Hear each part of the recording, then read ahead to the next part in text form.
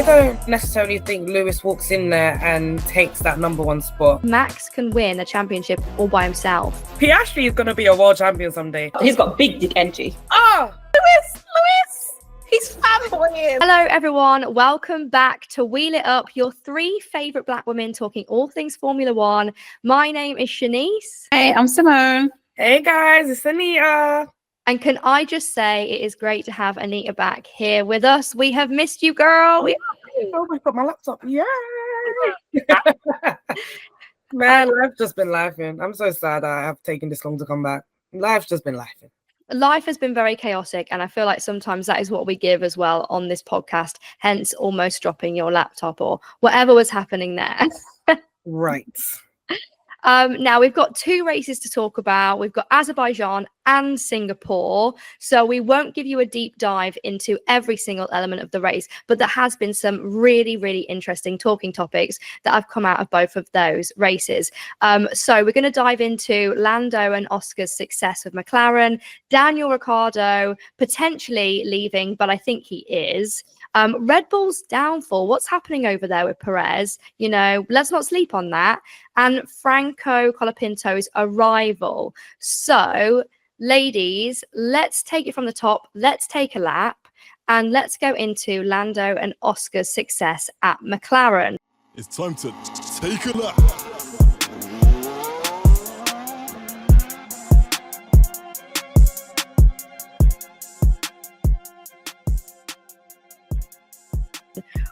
They think that they can have two number one drivers. Do you think they can? Yes or no? Given that last week Oscar did win a race and this week Lando also won a race. What a first bloody question. I know what I think, but what do you think? What I think is they should have a number one driver, and that number one driver must be Lando Norris. And I say that not because I think he's the best driver, not because I think he's more likely to win more races, not because I think that we just got to pander to whatever Lando wants. That man has been so loyal to McLaren. It is unreal. He stayed contract after contract after contract. I think he's been there for like almost closer to 10 years, right? So it's like, you bring somebody in at a young age and you say, hey, we're going to make a good car someday. Please stick with us. Someday.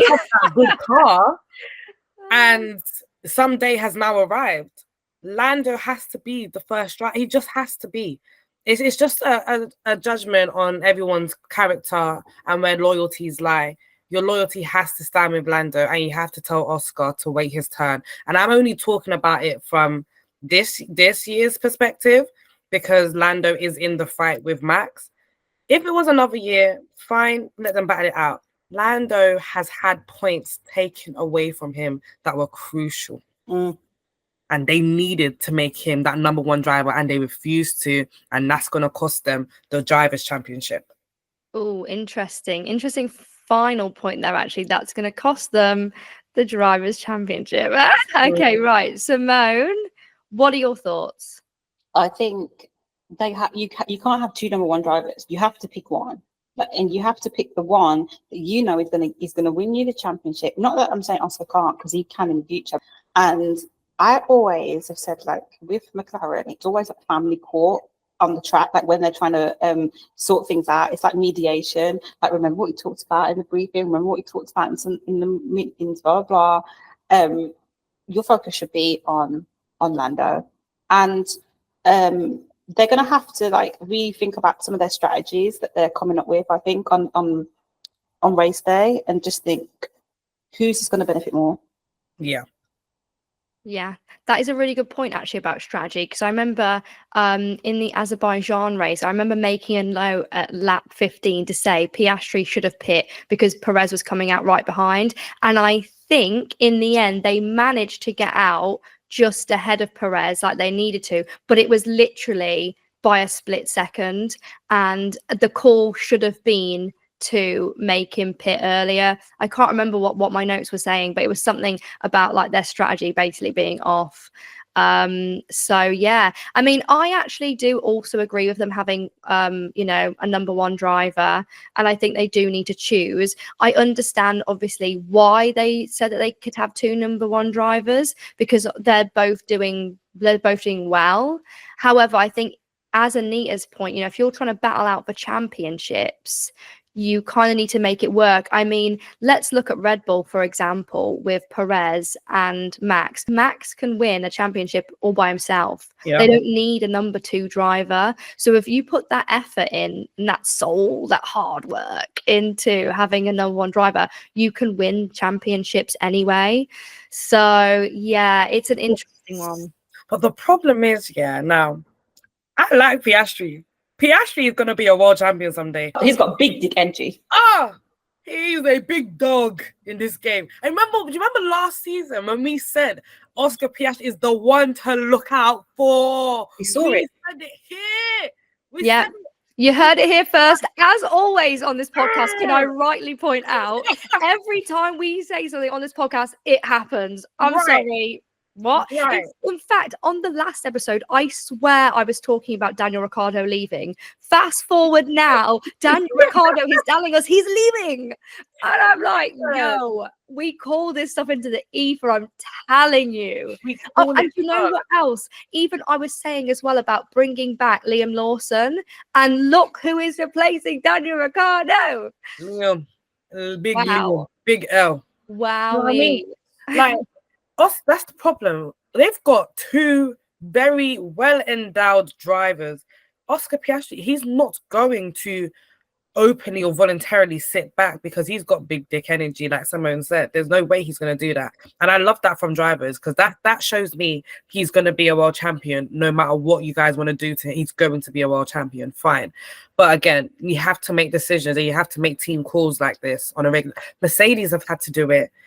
And they've got an 8-time world champion in their hands. Do you know what I mean? Mercedes have had to do it. Red Bull in the past have had to do it. So it's like, what makes McLaren any different to anybody else? You have to make those hard decisions. And God forbid it costs them the Constructors' Championship. It's not going to, but if they had drivers like Ricciardo and Max back in the day when they used to crash each other out, they would be finished. You know, and there's been so many instances lately, especially in the last race, not Singapore, the race before that, where Lando and Piastri have come this close. Yeah. You know, tempers are going to flare up if the boundaries are not set. That's all. Yeah. And you were talking about, obviously, like Mercedes have had to do it.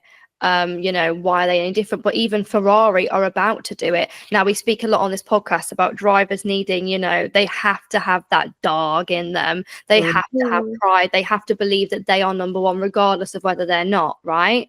But actually, I was thinking about the fact that can pride sometimes get in the way of these things? For example, Ferrari are now going to have to make that call, and they have done it. And obviously, Charles is very aware of the situation. But when Lewis moves over to Ferrari, he's going to drop down from basically being their number one driver to number two. Do you know what I mean? So even someone like Ferrari has had to make a call like that, dropping down their number one driver, because these tough decisions have to be made. Exactly. And the thing is, like, I don't necessarily think Lewis walks in there and takes that number one spot, even though he deserves it, quite frankly. But I don't think he walks in there like every other driver. He's going to have to earn his place, right? Charles has also stayed very loyal to Ferrari, even through the darkest days. Like, there was a time where things were dark for Ferrari. Like, it was One and didn't win. I and feel Ferrari were getting shit. DNF after DNF. 15, Strategy after 16, strategy. bruh. For order. Bruh, Vettel looked like he was on his 13th reason every single race week, you know.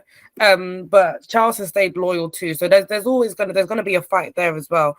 And if they are going for a championship in that respect, and it's Charles and Lewis, unfortunately, you're probably gonna have to put your money on Lewis in that situation, because he's done it 8 times already. Yeah, absolutely. And I think Charles will be happy with that in a way, like knowing, like kind of like learning from somebody. Not happy as in, not happy to give it up, but you know what I mean? Just kind of having somebody there who is actually, you know, well, we say 8-time world champion here, but it technically it's 7. Technically, sorry. I feel like everybody believes that. I genuinely do. Like every time I talk to somebody about like Lewis Hamilton, they're always like, he's definitely an 8-time world championship. I don't know where 7 comes from, but it's just quite funny that, I guess, I don't know, legally in documents, you'd have to say that. 7. Do you know who also believes he's 8-time world champion? The drivers, Max Verstappen. Okay. I was gonna say Frank Colapinto, but okay. All of them believe it. They were there. Okay, hold up. How come? I feel like you've got some intel. Franco Colapinto. Why did he say that? Did he come out and say that? Biggest fan. Have you not?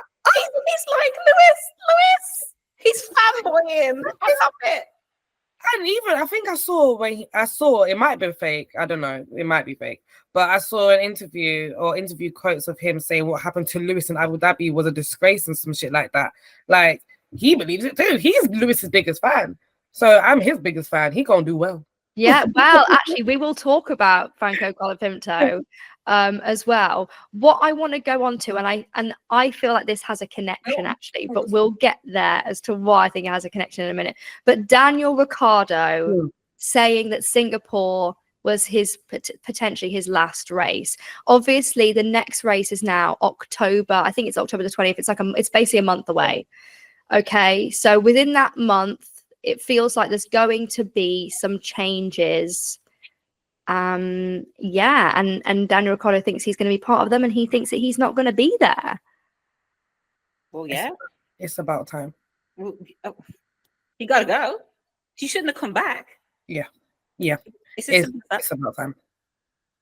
I'm so sorry. Are you really sorry? I'm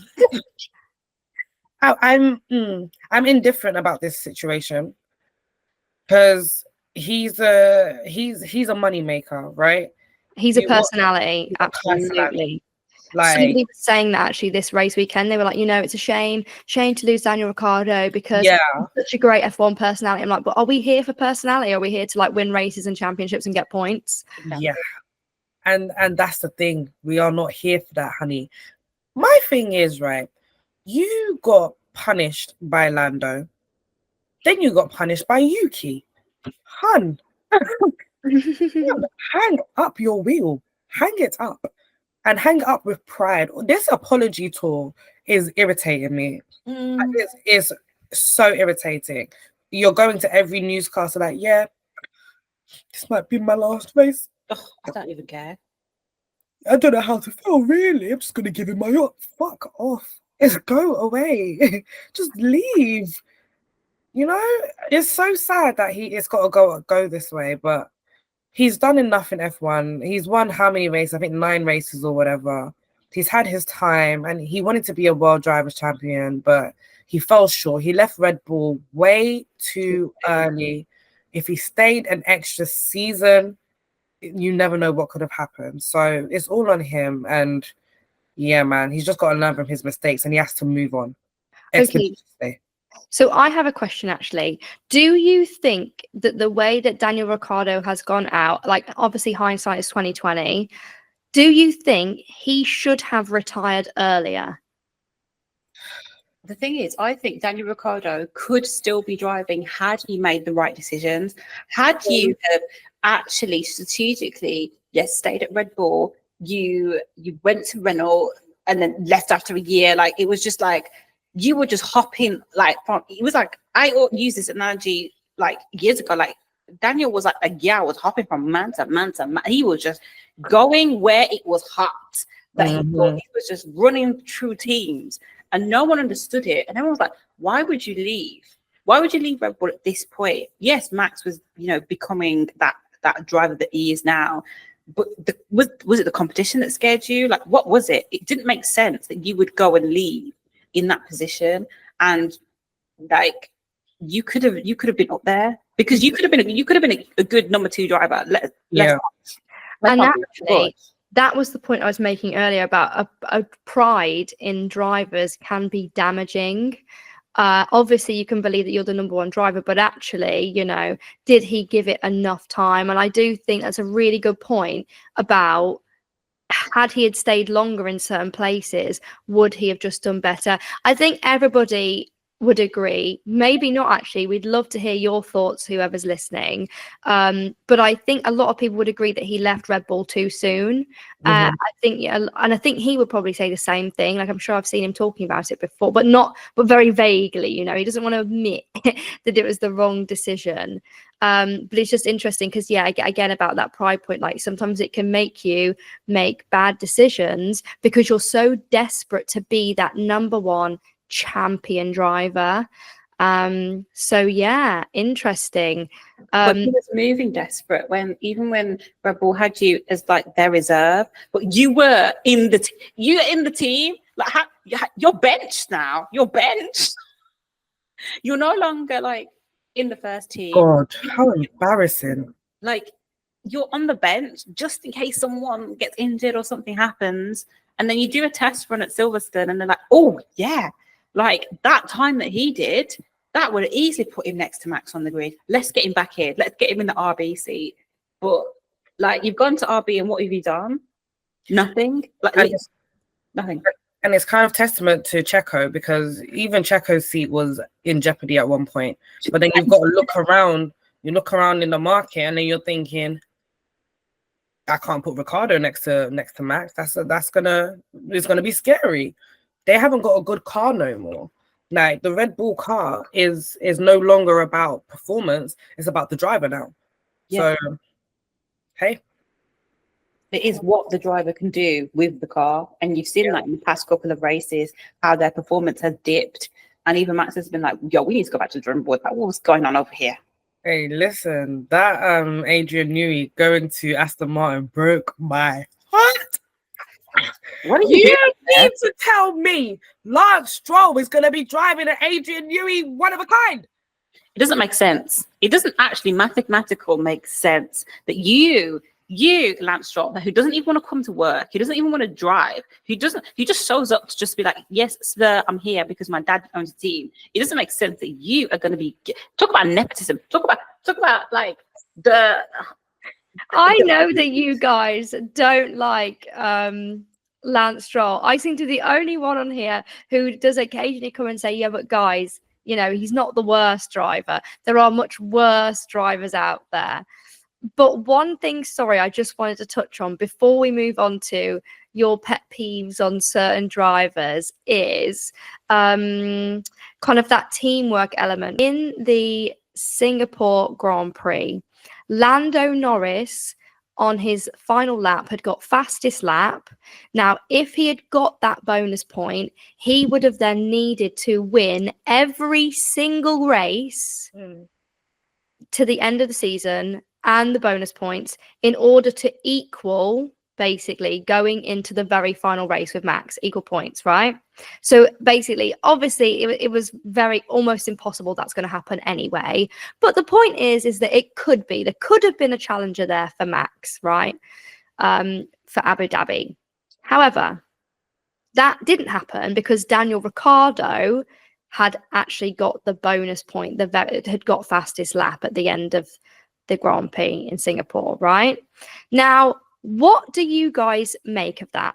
Originally, I thought it's because, oh, you know, this is how petty he is. He's thinking, I'm just going to go out having a bonus point on fastest lap, blah, blah, blah. Then I changed my mind. I thought, actually, no, I think it was deeper than that. I think it was more tactical. But Anita, you were saying, no, you think it is literally just that. Yeah, man, it's his last race. It's your last race. You want to go out on a high. You want to have something to you, you know?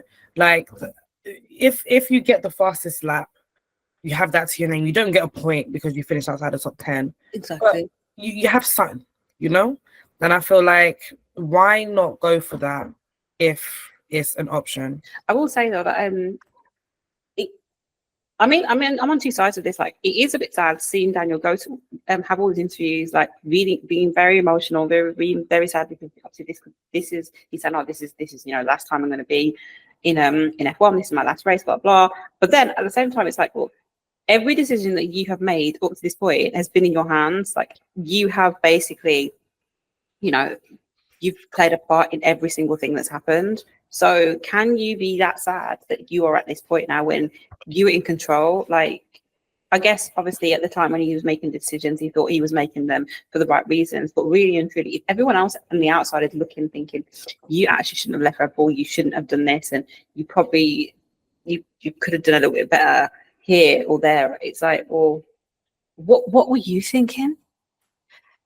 Well, I was thinking when I said I think it's deeper than that about him getting faster drivers. RB is obviously Red Bull's sister team, right?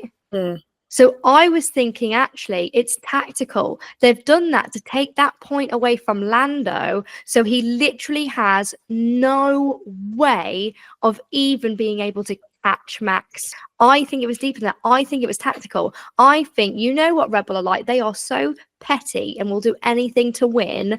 I think the call in was right, Daniel. It's your last race. Show us what you've got. Get us that fastest lap, but also do something for the team, i.e., now Max guarantees his win. Not really. Purely because, right, with the fast lap situation, doesn't it mean like if Lando wins every race and Max comes second in every race, that's when, because the fast lap was taken away, Lando doesn't catch up. So it's still a case of if Lando wins every race. Oh, but Max gets third. Max gets third, he gets fourth, he gets fifth. It's still a possibility that Lando can still win a championship. I mean, it takes away one aspect of it. It takes away the whole 1-2 aspect of it. But it also just means more pressure on McLaren to make the right decision, which is one of your drivers will need to be at the front every single week. Who are you prioritizing? Yeah. And even if one of your drivers gets pole, right? Your driver gets pole and your driver's leading the race. One of them is up for a World Drivers' Championship. What are you going to do in that crucial moment? So it's just more pressure on McLaren for me. Interesting. And you're right. Let's see what the next set of races brings us. Maybe the other drivers will realize this and they'll work as a team to be like, right, let's make sure Max doesn't get higher than third, you know? Maybe everyone's gonna be like, right, because everyone likes Lando as well. That's the other thing. People like it. People do like Max too. I've seen them partying on their yachts together, you know. They act like they're enemies on the grid, but they're all pally, really. The thing is, I feel like these last few races are going to be very interesting with Max, because we might see Max absolutely crumble. And when I say crumble, Imola, right? Imola 2021 drove on Lewis's head. The pressure getting worse. Saudi 2021 qualifying round. He purple sectors. Pressure got to him. Final sector crashed. We might see some pressure happening. We might see the brake testing from Saudi happening. He might not spray some champagne. We might see all of this drama resurface. And this time, what's interesting is that it's going to be against his best friend on the grid in Lando Norris. It's going to be an interesting last few races. I will tell you that for free. Do you know what I love seeing between them two? Their interactions after one of them gets like first or second. Well, basically when they're both on a podium. Yeah. Those like after, I don't know what that little room is called, where they're always the cool down room. Yeah, where they're all chatting mess. Do you remember that one time where who won? It was either Perez or Lando. One of them two won, and Max sat in the winner's seat accidentally because he was so used to winning. Yeah. So Max, isn't it? But in that cool down room, I just love seeing their interactions, and they've both got a podium. No matter where they place, it just feels awkward to watch, because Max is always there like, oh, that was a good race. Oh, that wasn't such a good race, even though like he's just won, you know. And then you got like poor Lando who's like second or third, thinking, oh, that's great. You're complaining how bad you were, and yet you still won. I love those interactions. And to be honest, can we talk about Lando a little bit? His starts have been diabolical for the last few races. I was so happy that he got his start right for Singapore. It was crucial. Crucial. Max would have eaten him up. if his start was not great, right? So big up Lando for that. We need that consistency. Whatever he did there, he needs to do it again and again and again and again, Because or else. yeah, because we've seen when Lando has actually been on pole and he hasn't converted the pole into a win when he should have won particular races. But also, like you said, his starts have not been great, but he had a good getaway in Singapore. Right. And just to close this off, I do think like McLaren now have to really focus for the next couple of races. Like it can't be any sort of issues. Like you want to take this away from Max, you have to really lock in.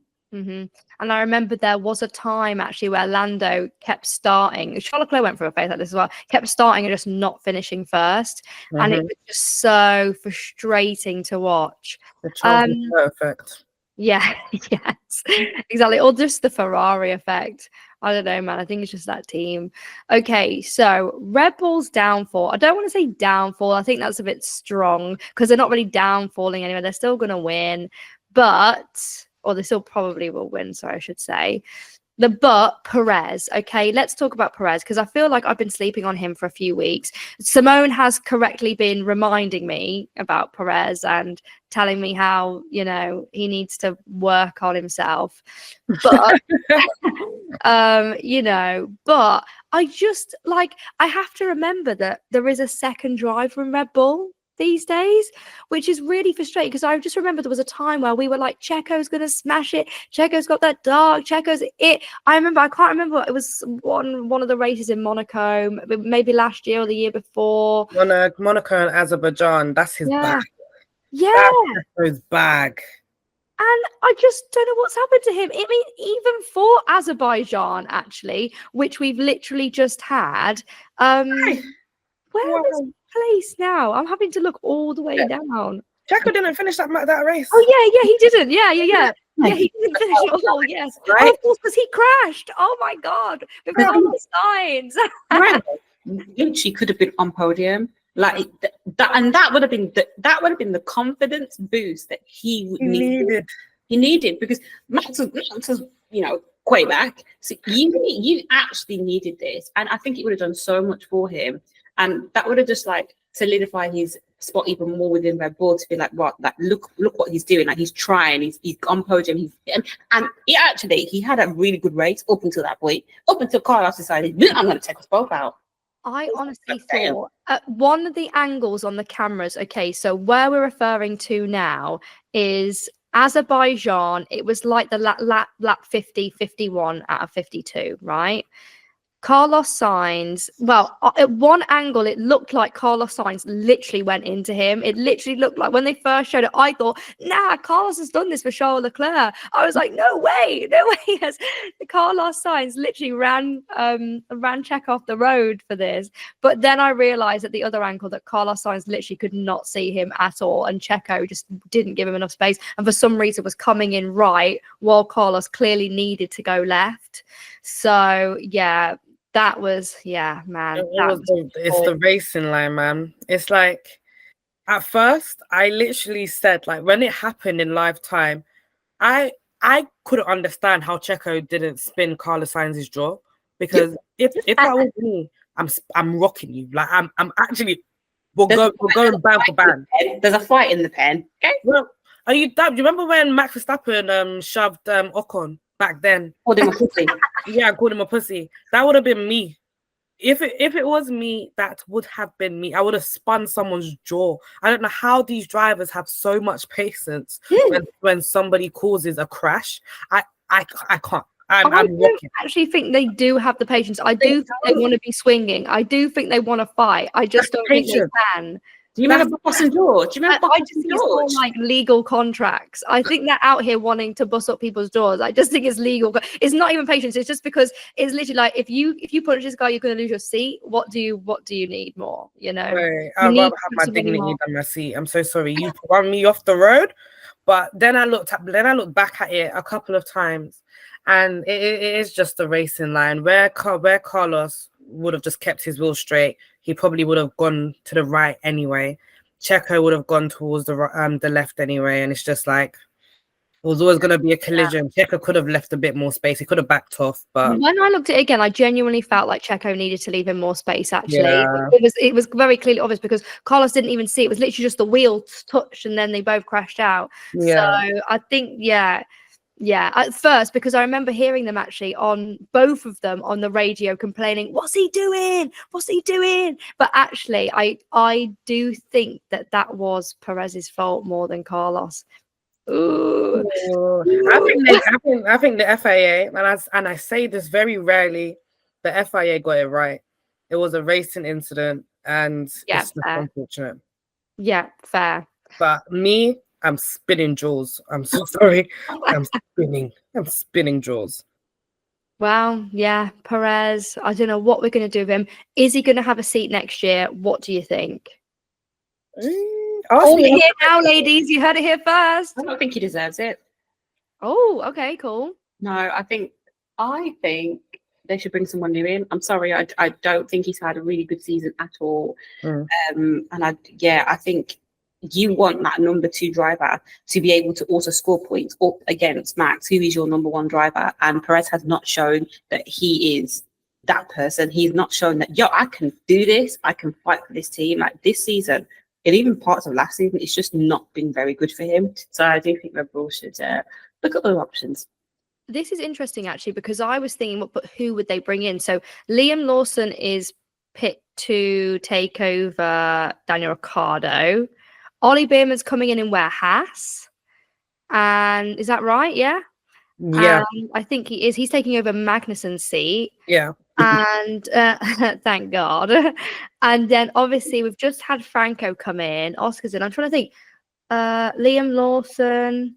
He's going to RB, no? RB, yeah. So Liam Lawson's taking over Daniel Ricciardo. As it should have been to begin with. Yeah. Ollie Beerman's coming into Haas.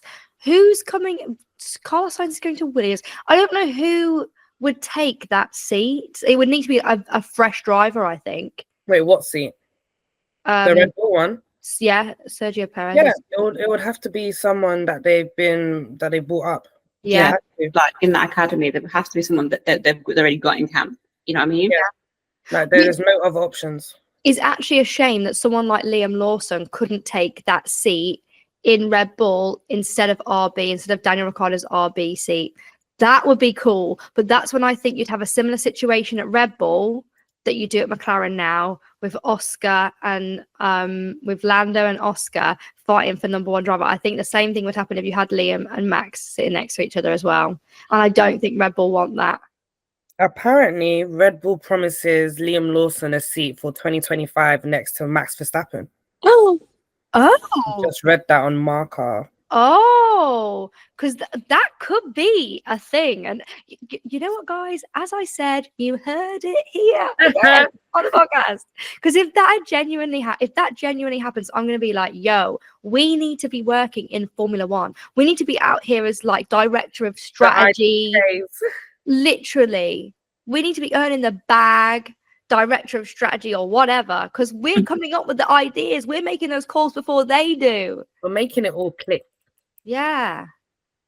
Okay. But yeah, no, that would make sense. Okay, so we obviously want to talk about Franco Colapinto's arrival, but I am going to save that for when we talk about Should Have Stayed at Home and Starboy, because I feel like there are things in there that we may pick up and we may say about that individual. Should have stayed at home.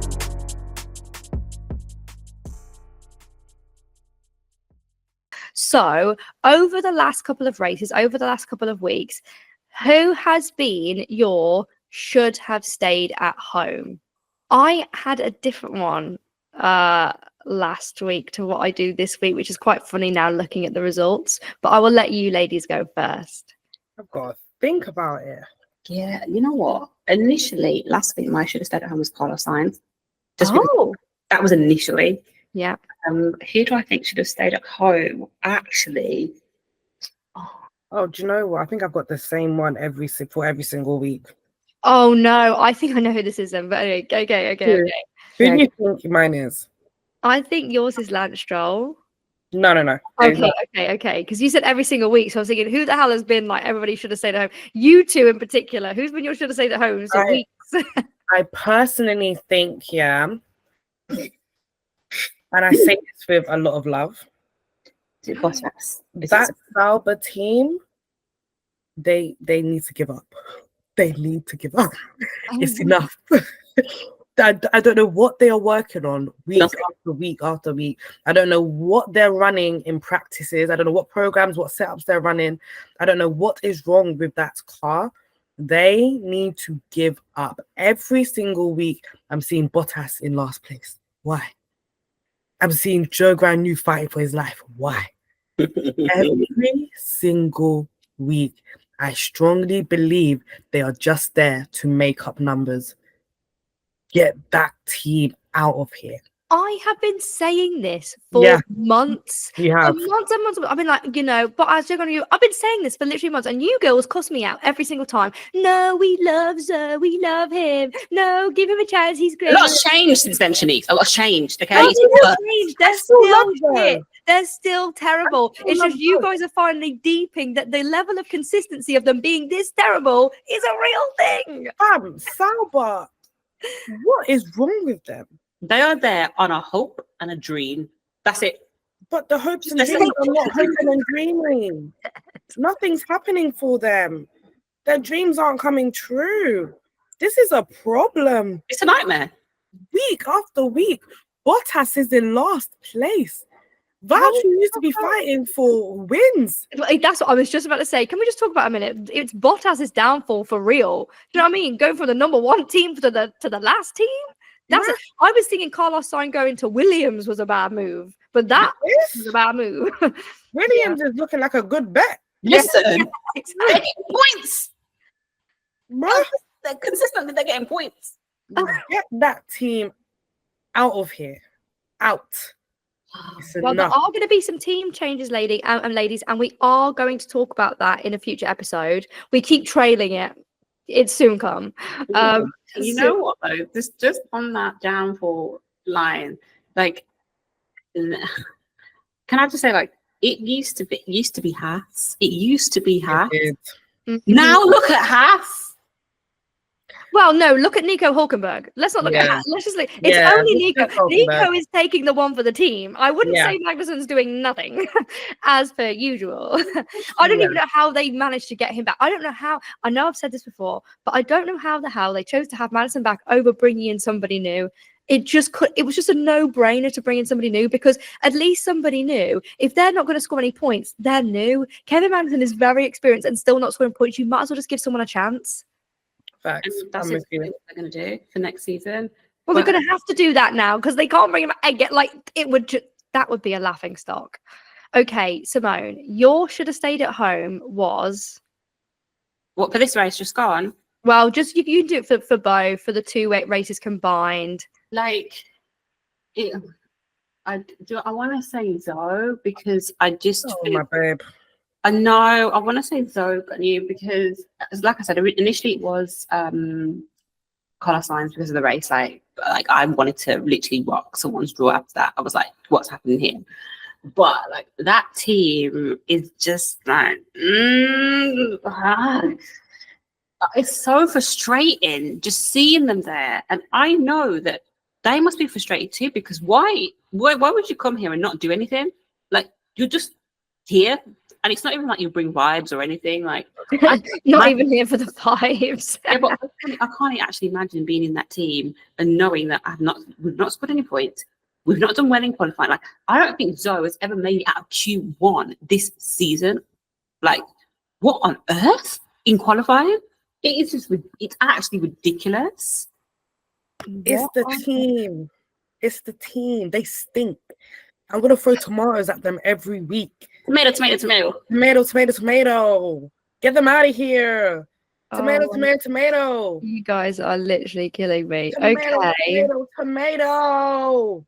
Freeze-o. My should have stayed at home last week was Lance Stroll, but I can't remember why. And I thought that you guys might actually cheer for me if we recorded this for the last race, because it's finally Chanise has admitted, he should have stayed at home for a race. Yeah. This week, actually, I I didn't. It's not like I didn't have a should have stayed at home. I just thought that, like, initially, basically, it was going to be Daniel Ricciardo. Then I found out it was going to be potentially like his last race. So I was like, oh, that's a bit mean, giving him a should have stayed at home on his last race. I'm not that mean. So I was thinking maybe Pierre Gasly. He hasn't really been doing anything either, and he started like P18 and finished 17. I was just like, I just feel like Pierre Gasly used to be that young driver that we would look at, like Oscar Piastri, like Lando Norris, like Alex Albon, you know, but he just ain't giving nothing, like absolutely nothing. So for this race, I'm going to go with Pierre Gasly because I feel like I've had other people as my should have stayed at home a few times. Haven't talked about Pierre Gasly in a while. But with that car, what do you want him to do with that car? That car is the most unreliable car on the grid. Yeah, I mean, yeah. Free him. Free Pierre. Well, you know, baby. Esteban Ocon managed to get like P13 though, so you know, I mean, do you know what, babes? Do you know what it is? Yeah, whether he's getting P13 or not, it's still 0 points. 0 points is 0 points. Yeah, but is he fighting harder? Nothing out of nothing is nothing.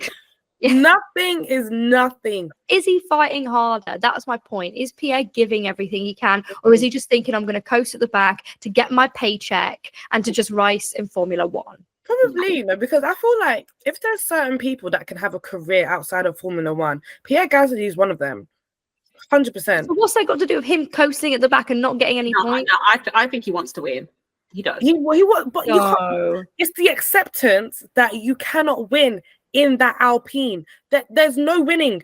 So instead you're not going to try? I'm not here for that attitude. So instead you're not going to try? No. Yeah. You're a Formula One driver. You need to be the best you can be. You need to put in every single weekend. You need to put in all the effort. I don't want to see you out partying on yachts with Galley. I want you to be out here giving your best. That's what. Otherwise, why are you there? Those people that would kill to even sit in an Alpine. Do you know what I mean? It's the money. But you know what I will say about Alpine though? One thing that has confused me is that they had a whole, even like couple of racing, they had a whole shift in their whole team. Like the new roles were created. They had a whole shift in their team, and nothing has come from it. Nothing has gotten better. And also, a lot of other sports people outside of F1 have invested in Alpine.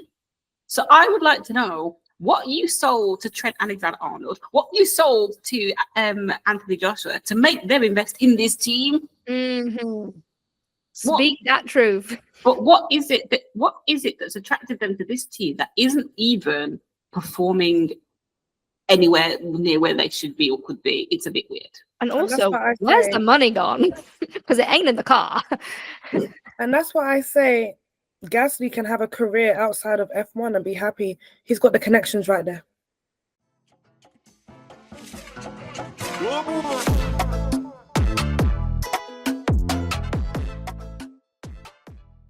Okay, let's talk about something more positive, okay? Let's talk about our star boys of the last couple of races.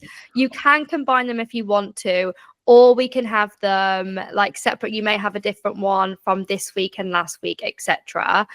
Funny enough, I'm just going to go straight with my star boy from last week, because my star boy from last week, even though they didn't win, was actually Lando Norris, because he went from P15 to P4. And I thought, you know who else has done that before? Max. And exactly. And that's when I was like, yeah, now we've got some real competition on our hands for Red Bull. And I was thinking, Lando is giving that dark. He's giving that what we need him to do to be able to compete with Red Bull. And I just loved seeing it. So even though he didn't win, I just thought, yeah, P15 to P4. The only other person I recall doing that is Max, like especially recently. And I just feel like that was such an amazing drive in order to be able to get there in the first place. That was my last race one. I'm not necessarily saying it's changed this week. Obviously, Lando won this week for Singapore, so it was nice, and I feel like I could still have him as my overall star boy. But I probably could choose somebody else if I needed to. But also, if McLaren had changed Lando's tyres a little bit earlier, he would have caught up to Max last race, and the result might have been a little bit different. No, he did. He went past me. He finished ahead of Max. Yeah. Max finished 5th and Lando finished 4th. Yeah. Yeah. He Listen, got in just before, because it was 52 laps, wasn't it? Was it 52 laps? Yes. Yeah, 2 laps. Yeah. Yeah, he did. He finished 4th and Max finished 5th. Oh, I remember who my star boy from this race was going to be, actually. I knew I had one. It was Franco. oh, Yeah, thank I you. thought, yeah, but we can talk about that afterwards. We can talk about like his arrival and just kind of like what your general thoughts of him. But I thought he just, is kind of trying. Like how when Ollie Beerman come in for like 1 or 2 races, he was just, Yeah. really trying. I think Franco, like Singapore is a really hard race. They didn't stop talking about the temperature of the track, just how hot it is, how exhausting it is. And that was even like from at lap 16, like how much the drivers will be feeling it now. And those last 10, 15 laps is where if anyone's making a mistake, it's happening here. In fact, it was very surprising that there wasn't a single safety car this race, because Singapore has never had that. Singapore has never had that. They've never not had a safety car. So everyone's strategies were obviously banking on a safety car. So yeah, your star boys are. I think just to kind of touch on what you said about Lando and coming from P15 to P4, McLaren's strategy was A1 the whole day in the Azerbaijan Grand Prix. The Azerbaijan Grand Prix was when I realized Lando might actually be able to take it all the way to the end. Yes. I've finally accepted it. He might actually be able to do it. And I'm so proud of him. I know there's a lot of like discourse with whether people want Lando to win because of his attitude and his comedy or his humor is a bit different to everybody else. He's got personality, man. If that was Daniel Ricciardo back in the day, they'd want him to win. Do you know what I mean? Exactly. I want Lando to win the Drivers' Championship. I want him to be unbearable about it as well. I think he would deserve it. Huh? Insufferable. Yeah, I want him to be. Yeah, I really want him to be. It would be like, that feeling that you get when Lewis wins. It would be like, I want him. Yeah, for me, I do. Especially because he was like, he's not an underdog, but people just don't think he's going to do it. People don't think he can do it for a really long time. That's the sort of insufferable that I want it to be. I want it to be, he deserves this and he knows it. And you know what? He would really like, no one can actually question him after that, because this might be one of the greatest comebacks ever. They were so far behind Max at the start of the season, and they just caught up. So it will be a comeback that a lot of people talk about for a long time. So yeah, it'll go down in history. My star boy it is Franco for both weeks. Oh wow, that is interesting. I thought you guys were going to cuss me for that. Why? Okay, because when I said it, you guys pulled a face, and I thought it was a negative face. No, I pulled a face as in, girl, you just took mine. I was like, girl, My man. my man. No, he's underage. No diddy. Oh my god, no diddy, I'm dead. No diddy.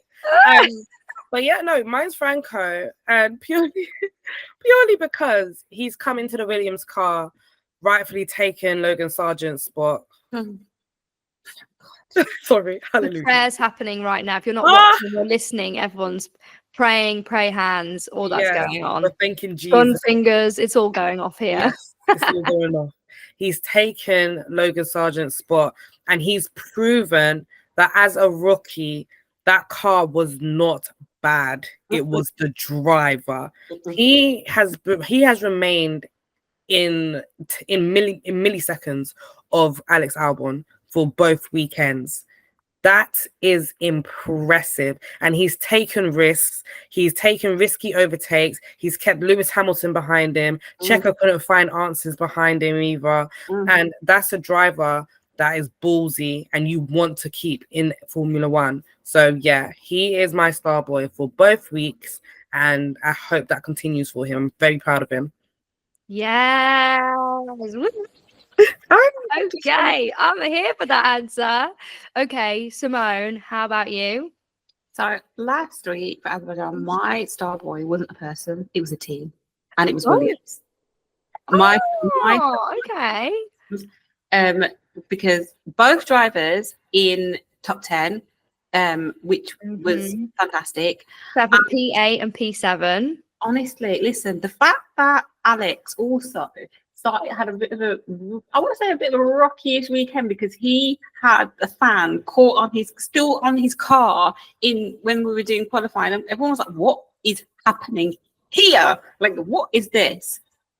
But let me tell you, Connor Pinto, listen, that kid, amazing. Like he drove so well, and even like when you drive well, when other drivers are praising you, when you've got like other seasoned drivers praising how you're driving, you just know that you are doing a good job. Like Lewis praised you. You've got a 7-8-time world champion saying how good he is and whatnot, and enjoy driving alongside him. And then you've got the likes of Perez saying, "Wow, this kid in front of me is really good. I can't even get past him. Like he's good." Oh my God, did you hear that on the radio? Perez complaining that he couldn't get. I was just like, Perez, you're in a Red Bull. What do you mean? You're complaining you can't get past it. It's like, what? I think he was stuck behind Charles Leclerc and somebody else. I was just like, oh my God, give it a rest, guy. Williams. That is such a good shout, Simone. A whole team, Starboy. Yeah, I'm so here for that.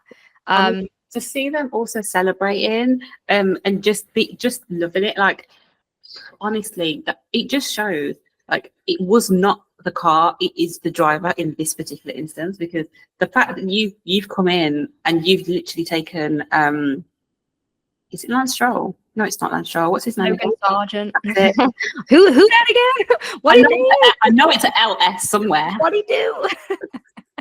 The fact that you've come in and you've taken Logan Sargent's car and you've just ran with it, like you've just, you've got points. You're scoring points.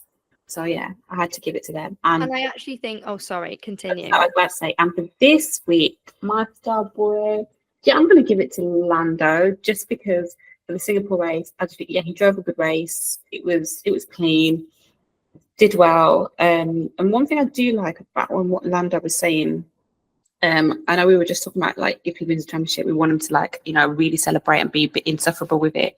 And Lando has said like even when we win going forward, we're not going to be celebrating these wins. Although they did celebrate after the Singapore one, he said I don't want to be celebrating and going crazy. I've got my eyes on something bigger, and obviously that means the championship. Like that's what he's thinking of. He's like, I'm not even trying to get distracted by winning these races. I'm going for the big one. I'm so here for that. Yeah, 100%.